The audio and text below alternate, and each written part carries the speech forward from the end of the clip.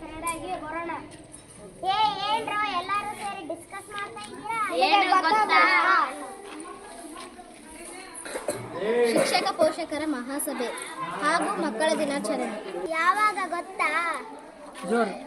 ದಿನಾಂಕ 14/11/2025 ಶುಭ ಶುಕ್ರವಾರ. ಎಲ್ಲಿ ಗೊತ್ತಾ? ಸರ್ಕಾರಿ ಹಿರಿಯ ಪ್ರಾಥಮಿಕ ಶಾಲೆ ಚಲವದಿಕೆರೆ ಕುಡತೀನಿ. ಹೇಗೆ ಗೊತ್ತಾ? ಮಕ್ಕಳ ಕಲಿಕೆಗೆ ಪೂರಕ ವಾತಾವರಣ ನಿರ್ಮಾಣ ಮಾಡಲು. ಇನ್ನು ಯಾವ್ಯಾವ ವಿಶೇಷತೆ ಇದೆ ಗೊತ್ತಾ? ನೆಹರೂರವರ ಹುಟ್ಟುಹಬ್ಬ, ಮಕ್ಕಳ ದಿನಾಚರಣೆ, ಬಹುಮಾನದ ವಿತರಣೆ.